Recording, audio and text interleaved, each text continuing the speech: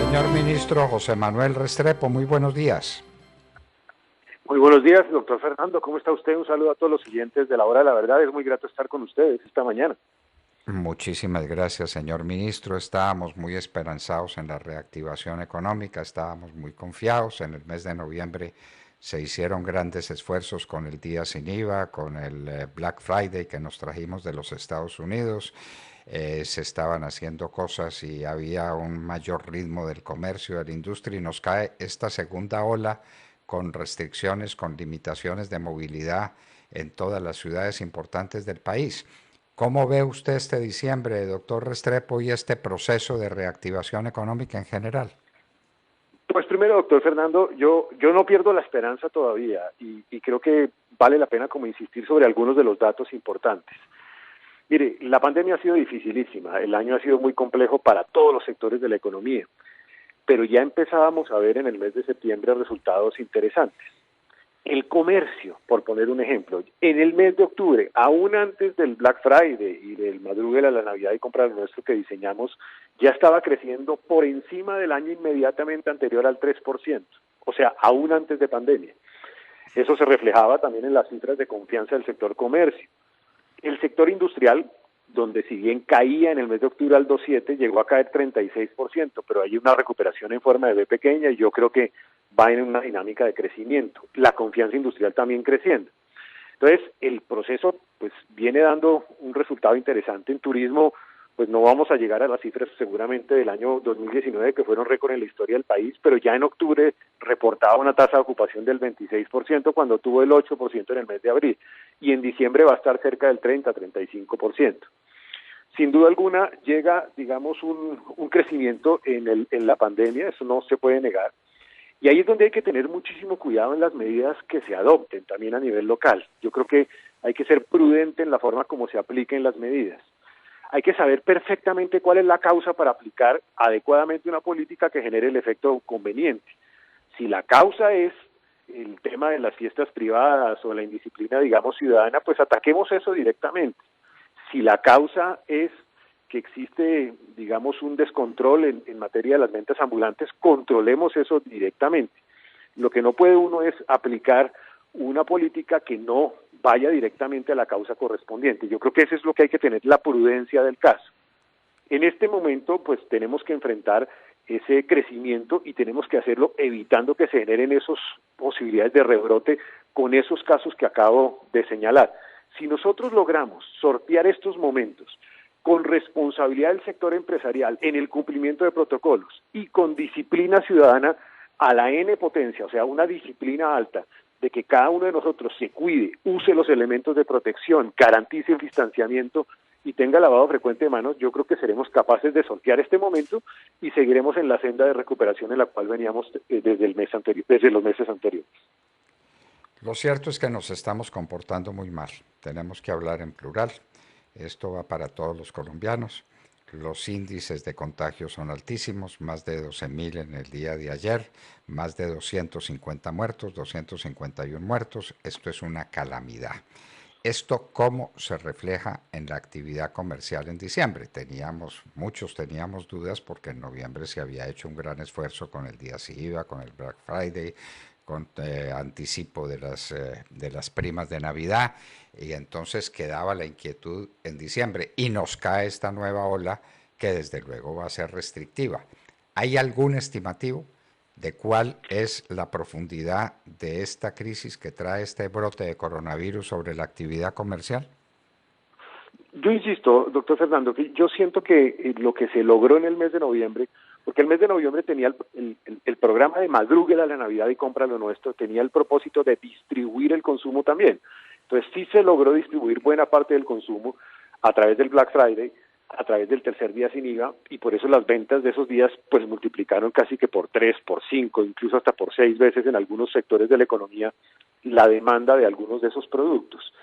En el mes de diciembre, pues lo que estamos viendo en este momento con estas medidas puntuales muy cerca del día de la Navidad, va a implicar sí que el consumidor tenga que adquirir los productos de una forma distinta, porque seguramente tendrá que hacerlo por la vía de este mecanismo del pico y cédula, en donde tiene que comprarlo, digamos, no en la forma como tradicionalmente lo hacía.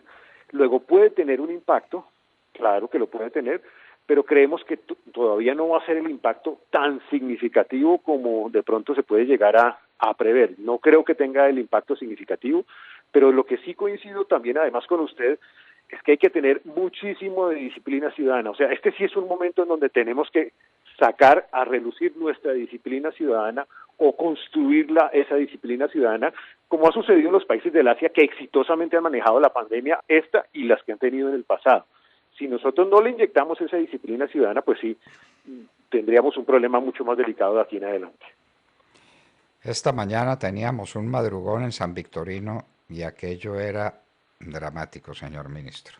La cantidad de gente en aglomeraciones insostenibles, insoportables, gente sin tapabocas o con el tapabocas en la quijada. Yo no sé qué es lo que se protegen en la quijada o en el cuello con un tapabocas ahí haciendo, haciendo una presencia bastante grotesca.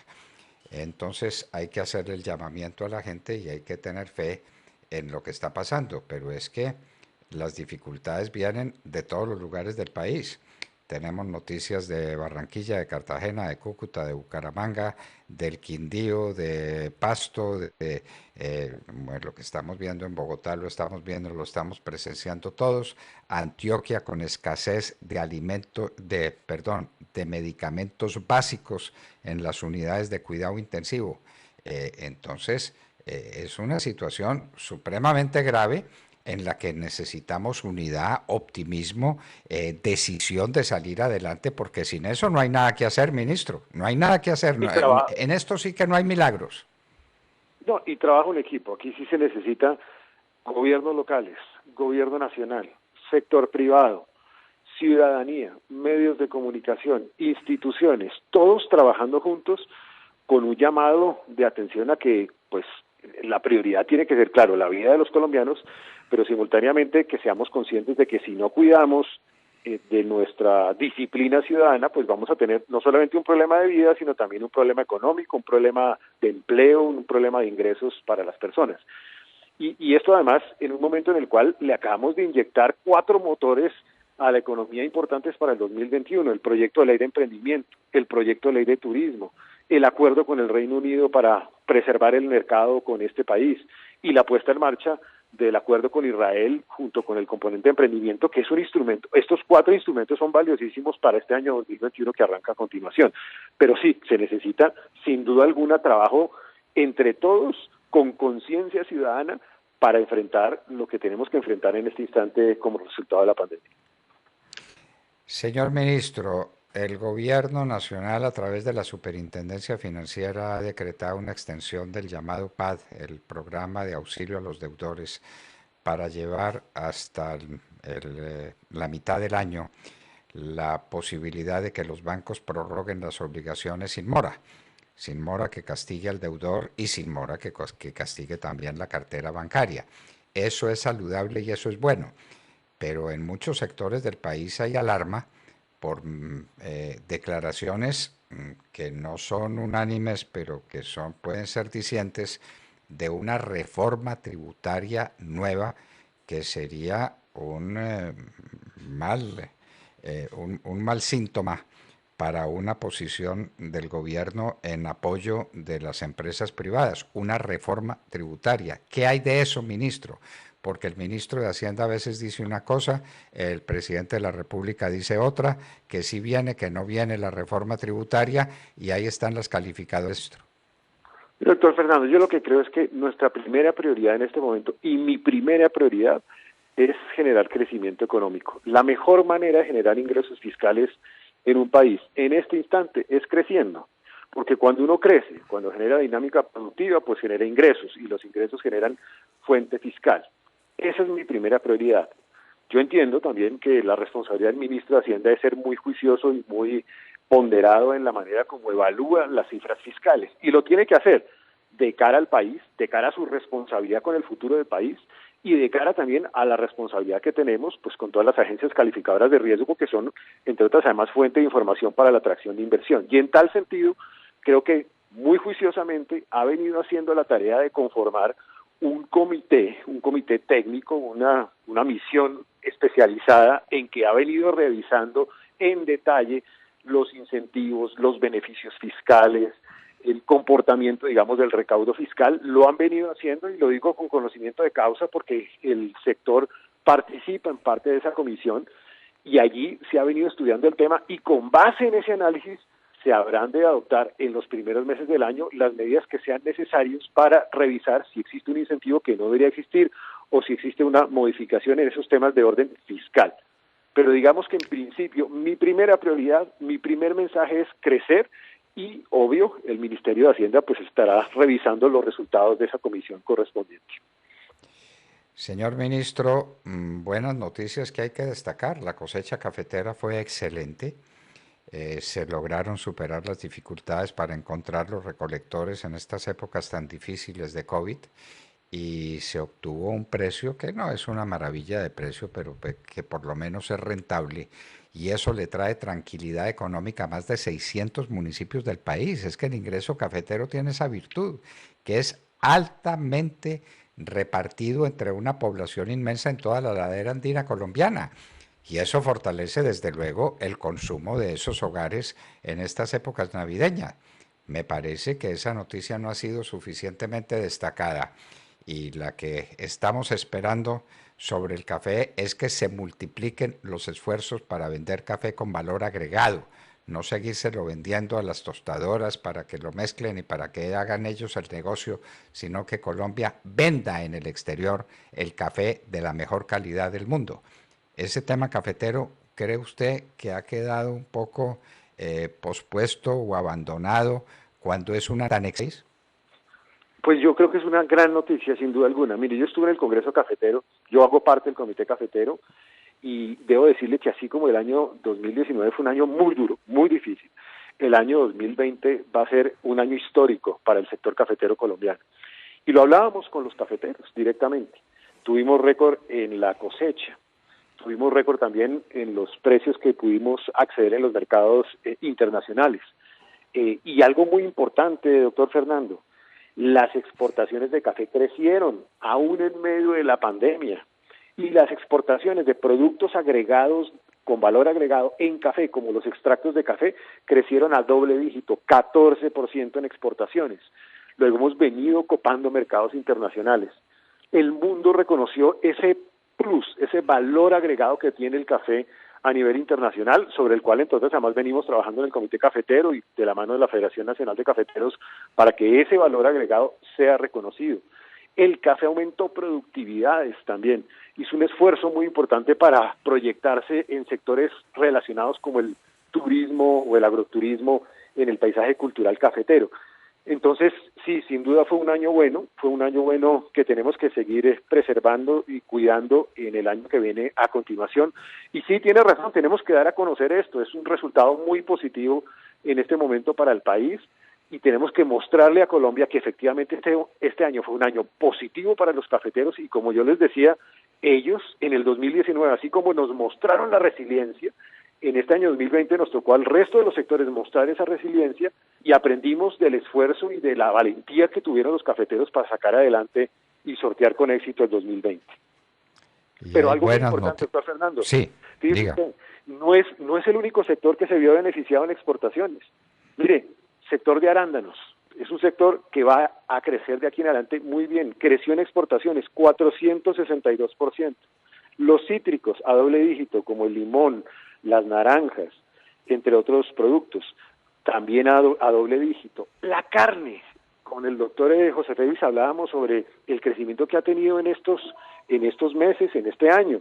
El sector de la carne está creciendo a 3 dígitos en algunos de los casos, y de la misma manera está copando nuevos mercados. Acabamos de abrir Chile de nuevo, abrimos Egipto recientemente, vamos a seguir abriendo otros mercados para llegar a los $500 millones de exportación en carne, que sería de verdad una recuperación muy importante de un sector que hace muchos años tuvo ventas muy importantes y que se fue deteriorando a lo largo del camino. Pues, doctor José Manuel Restrepo, dificultades, éxitos. Esto es una mezcla donde las dificultades son inmensas, y volvemos a hacer un llamado aprovechando su presencia para que nos comportemos razonablemente. Eso significa molestias. Claro que significa molestia, que a uno le digan, no, es que su paseíto a Girardot se acabó, no puede ir a Girardot. Eso está lleno. Girardot no tiene una unidad de cuidado intensivo disponible. Quédese en Bogotá con su familia. Eso no es agradable, doctor Restrepo, hay que decir las cosas. Las restricciones, las limitaciones para estar con los amigos, con la familia, no son una maravilla, claro que no, pero hay que superar esta crisis que es la más grave que ha tenido que soportar la humanidad. Y Colombia, desde luego, pues es parte de esa humanidad agobiada y doliente, como decimos en la novena de Navidad al Niño Dios, los que tenemos la suerte de rezarla todos los días. Señor ministro José Manuel Restrepo, pues mucho ánimo, usted lo ha tenido, lo sigue teniendo, y que este país salga adelante de esta crisis, la más grave que el mundo entero ha tenido que soportar. Muchas gracias, doctor Fernando, y así lo haremos. Seguimos con toda la batería de esfuerzos, y otro día me invita y hablamos de los nuevos instrumentos que acabamos de sacarle al país, la renovación del Plan Vallejo, de las zonas francas, de las zonas económicas y sociales especiales, porque todos esos son motores para la reactivación de la economía de nuestro país. Muchas gracias a todos ustedes. Pues si tenga la seguridad de que lo invitamos, porque nada más grato para nosotros que tenerlo en la hora de la verdad. José Manuel Restrepo, ministro de Comercio, Industria y Turismo, nosotros en la hora de la verdad. El Banco Agrario apoya al campo colombiano para que nunca cierre sus puertas. 8 de la mañana, 2 minutos. En el Banco Agrario apoyamos al campo colombiano para que nunca cierre sus puertas, porque estamos comprometidos con la reactivación económica. Y a pesar de la pandemia, este año hemos entregado 889.000 millones de pesos a medianos productores, 28% más que en 2019. Banco Agrario de Colombia. Entidad bancaria. Vigilado Superintendencia Financiera.